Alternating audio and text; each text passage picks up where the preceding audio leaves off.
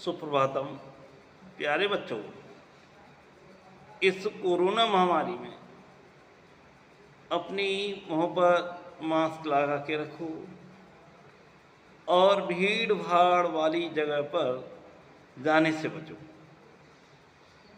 घर पर रहोगे सुरक्षित रहोगे। इसलिए आपसे सलाह है और अनुग्रह है कि आप अपने आप को सुरक्षित रखो, स्वस्थ रखो। देखिए, आज मैं आपको कृतिका की चैप्टर 2 मेरे संग की ओर से पाठ का सारांश मैं तुम्हें सुना रहा हूं। इससे पहले जो इस डिस्प्ले में का पाठ का सारांश मैंने आपको भेजा वो तुम्हारे कोर्स में नहीं है, इसलिए मैं आपको भेज रहा हूं मेरे संग की औरतें।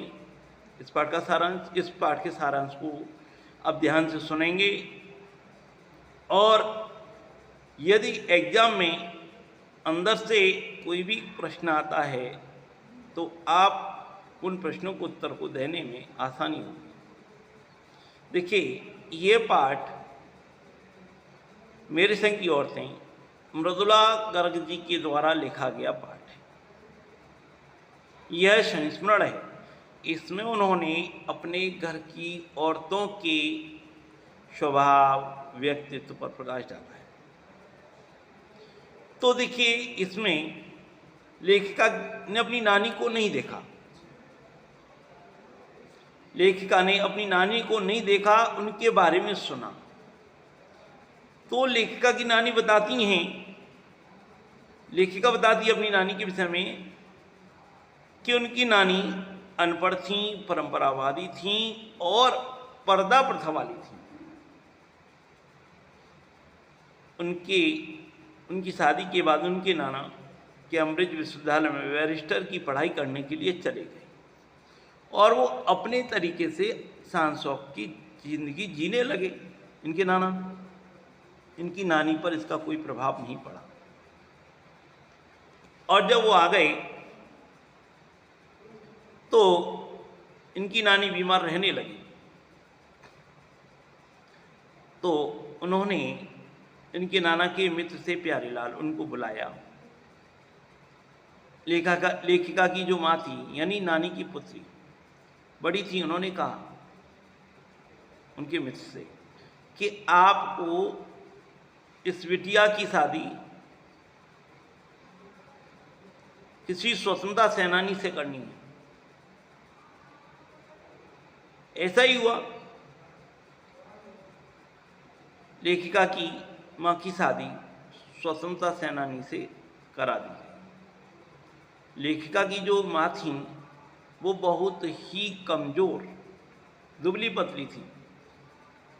उस समय खादी की साड़ी पहनी जाती थी और खादी की साड़ी पहनना उन्हें बहुत ही असहनीय था। तो इस तरीके से लेखिका की माँ के अंदर ये बताती हैं लेखिका कि उन्हें अपनी माँ में एक भारतीय माँ के दर्शन नहीं हुए। क्यों? कि लेखिका की माँ ने कभी अपने बच्चों की तरफ ध्यान नहीं दिया, न खान पान पर ध्यान दिया उनके पर, क्योंकि परिवार के दूसरे और लोग थे। केवल उन्हें किताबें पढ़ना और संगीत सुनना, यही दो शौक थे। उनमें दो गुण और विशेष थे जिसके कारण वो घर में और बाहर पसंद की जाती थी। पहला गुण था वो कभी झूठ नहीं बोलती थी। दूसरा गुण था वो किसी की गोपनीय बात को किसी दूसरे तक जाहिर नहीं होने देती थी। इसलिए घर और बाहर दोनों जगह उन्हें सम्मान और प्रेम मिलता था। अब एक बार जो लेखिका की दादी मंदिर गई और लेखिका की माँ गर्भवती थी, तो लेखिका की दादी ने मंदिर में जाकर के प्रार्थना की ईश्वर से कि हे प्रभु, यदि मेरी पतोहू के यानी पुत्र नाती की लड़की के लड़का हो, पुत्र की यानी बहू के, तो वो लड़की हो।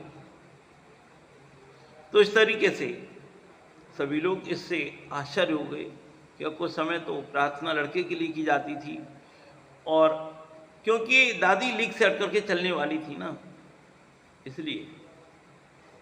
और ऐसा ही हुआ, एक के बाद एक करके 5 लड़कियों ने जन्म लिया, जिनमें पहली लड़की मृदुला भगत, जो बड़ी बहन थी मेरी लेखिका की, दूसरी लेखिका स्वयं मंजुला गर्ग, और जिनका बचपन का नाम उमा था, और जो तीसरी थी वो रेणु थी, तीसरी बहन चित्रा थी, और चौथी थी रेणु, और जो 5वीं बहन थी सबसे छोटी वो अचला थी। 5 बहनों के बाद एक लड़का हुआ जो मेरा भाई था, जिनका नाम राजीव था। राजीव हिंदी में लिखने लगे थे, अचला अंग्रेजी में लिखने लगी थी। जो रेणु बहन थी, उसमें बड़ी विचित्र थी, वो विचित्र स्वभाव की थी। वो स्कूल जाती थी तो कभी भी वाहन नहीं करती थी, पैदल ही चल पड़ती थी, पैदल, और पसीने से लथपथ हो जाती थी घर पर आते आते, लेकिन कभी वाहन नहीं किया। वो सामंतवादी प्रथा की विरोधी थी। तो इस तरीके से वह बीए पास करना अभी कोई जरूरी नहीं मानती थी। और जो तीसरी बहन थी रेणु, पढ़ने में कम, पढ़ाने में अधिक रुचि थी। वह पढ़ाती थी और पढ़ाने का शौक था, यानी उनके शिष्यों के उनसे अधिक अंक आते थे परीक्षा में। और वह एक लड़के को पसंद करती थी, अपने माता पिता से कह दिया था कि यदि मैं शादी करूंगी तो उसी लड़के के साथ करूंगी, और ऐसा ही हुआ। उन्होंने अपनी पसंद के लड़के से शादी कर दी। और जो दूसरी बहनें थीं उनकी भी शादी पिताजी की पसंद के लड़कों से हुई। लेखिका की शादी बिहार राज्य के कस्बे में कर दी गई, जो बाद में डालमिया नगर में आकर के रहने लगे। उसके बाद वे मैसूर के बागलकोट में जाकर के रहने लगे, जहां पर लेखिका ने बच्चों के लिए एक प्राथमिक स्कूल की नींव रखी। इस स्कूल में हिंदी, अंग्रेजी, कन्नड़ आदि भाषाओं को पढ़ाया जाता था। इसमें दूसरे अधिकारी लोगों के बच्चे पढ़ते थे, खुद के बच्चे पढ़ते थे। स्कूल को सरकार से मान्यता भी दिला दी थी, और स्कूल से पढ़कर के बच्चे दूसरी स्कूलों में, दूसरे राज्यों में जाकर के प्रवेश लेते थे। तो लेखिका ने बहुत मेहनत की और वहां जाकर के दूसरी औरतों के साथ मिलकर के नाटक भी किए, घर वालों को मना करके, क्योंकि समय रिवाज नहीं थी। तो इस तरीके से नाटक भी किए, स्कूल भी खोला, और लेकिन फिर भी वे अपने आप को, जो उनकी बहन थी रेणु, उससे कम तर अपने को आंकती थी। इतना मेहनत करती थी फिर भी, क्योंकि एक बार बरसात हुई थी काफ़ी बरसात हो चुकी थी, 9 इंच तक पानी भर गया था, 9 इंच बरसात हुई थी। उसके बाद सभी ने कहा स्कूल बंद होगा, लेकिन उनकी बहन रेणु नहीं मानी और वो स्कूल के लिए चल पड़ी। आखिरकार यही हुआ, स्कूल बंद मिला और उन्हें वापस लौटना पड़ा। और इस तरीके से लेखिका ने इस पाठ में अपने घर की महिलाओं के विषय में बताया है और उनके स्वभाव और व्यक्तित्व के बारे में प्रकाश डाला है।